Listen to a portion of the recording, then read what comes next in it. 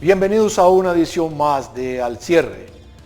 Más de 7,5 millones de guatemaltecos están convocados para el próximo 6 de septiembre participar en la elección de presidente, vicepresidente, diputados, alcaldes y miembros del Parlamento Centroamericano. Las elecciones están convocadas en un contexto de abierta, franca hostilidad política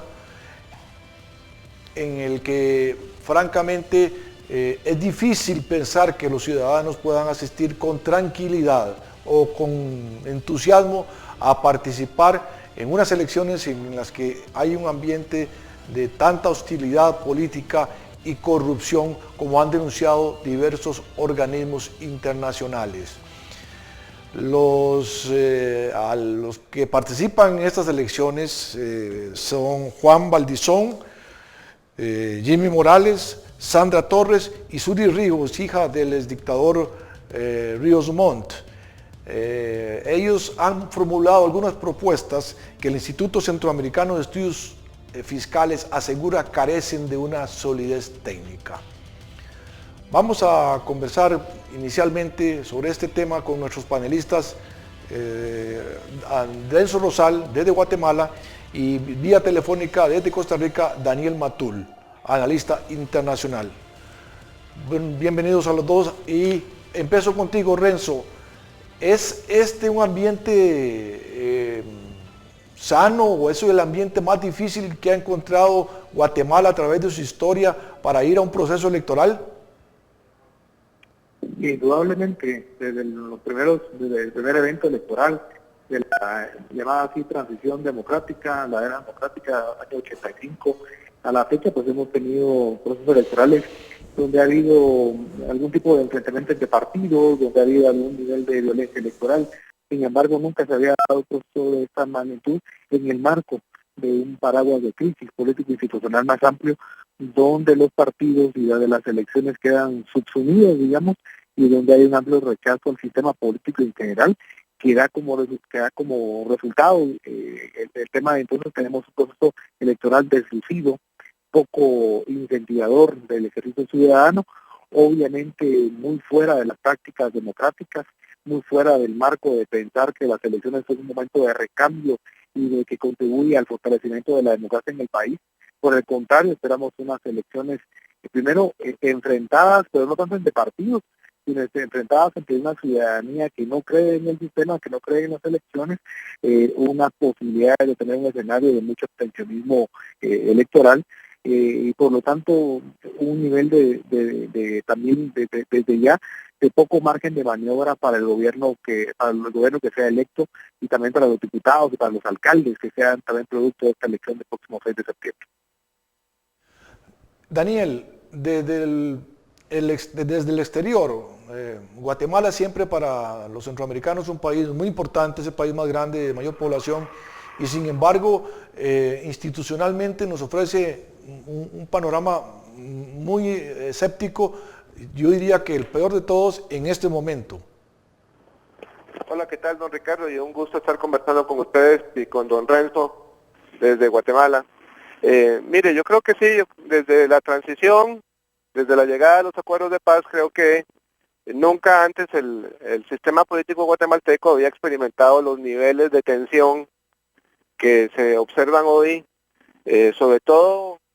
de cara al proceso electoral que es prácticamente en la primera semana del mes de septiembre. Entonces eso por supuesto genera enormes incertidumbres sobre el rumbo que el país podría tomar el mismo día de las elecciones. ¿Cuánto afecta esto la credibilidad desde el punto de vista institucional centroamericano, Daniel, un proceso electoral tan viciado, tan convulso, tan complicado, tan cuestionado? Bueno, yo creo que, desde el punto de vista de la institucionalidad electoral, no se ha cuestionado la gestión electoral. No hay ningún cuestionamiento sobre la transparencia o sobre que haya algún amañamiento de los resultados. Lo que se está haciendo aquí es que hay una enorme presión social, producto de la intervención de la Corte, digamos, de la Comisión Internacional contra la Impunidad, que destapó ciertos casos de corrupción y que eso puso en tela de duda la credibilidad de los partidos, la credibilidad de los políticos que están ahí, y que la ciudadanía pues que ha manifestado en las calles, y que el principal componente, digamos, de esa protesta social son los sectores urbanos guatemaltecos, que son los que generalmente alimentan las elecciones. Entonces hay una preocupación de que la ciudadanía en las ciudades más importantes reduzca su intención de votos y eso genere un proceso menos legítimo en términos electorales. Renzo Rosal, hay un caso particular que es el compañero de fórmula de Juan Valdizón, que es quien encabeza las encuestas. Me refiero a Edgar Barquín, quien fue cuestionado y está procesado. ¿Cuánto afecta esto el contexto de la elección y de cara a un proceso en el que lo ideal es que todos los candidatos lleven una hoja limpia?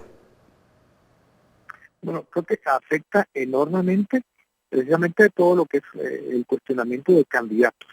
Por supuesto que el tema más fuerte por la cercanía y por lo que representa ser un candidato a la vicepresidencia, de lo que se estima el binomio de partido que tiene mayor intención de voto, el partido líder, eso termina siendo un caso específico, pero en general hay un nivel de cuestionamiento. Al día de hoy tenemos un buen número de candidatos de diputados que buscan la reelección, que han sido identificados en los casos estos paradigmáticos que la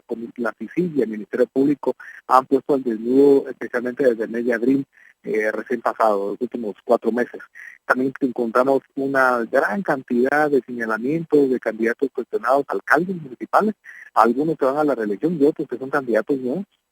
y también de binomios presidenciales, en donde destaca el señor Barquín, que es el candidato de fórmula del partido líder, como mencionaba, que acompaña a Manuel Valdizón, pero también hay otros candidatos a la vicepresidencia, como el candidato que acompaña al señor Mario Leal, que acompaña a Sandra Torres por el partido UNE, la Unidad Nacional de la Esperanza, que también ha sido cuestionado. Por lo tanto, ese es un factor que crea el alto nivel de incertidumbre a que se refería Daniel, y que crea un nivel, digamos, de decir, bueno, ¿para qué vamos a las elecciones si lo que vamos a hacer es ir a elegir en buena medida?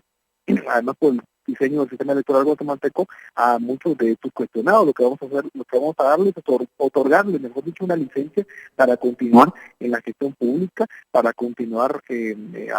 cometiendo actos de corrupción, para seguir cometiendo una serie de ilícitos, y para que en muchos casos terminen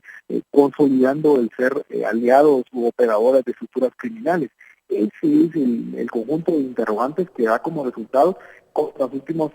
meses, los últimos 2 y 3 meses, ha tomado fuerza, inclusive los escenarios de que no hayan elecciones. Muy bien, Renzo, vamos a ir a un corte comercial y regresamos en unos instantes para seguir analizando este apasionante tema sobre las elecciones en Guatemala el próximo 6 de septiembre.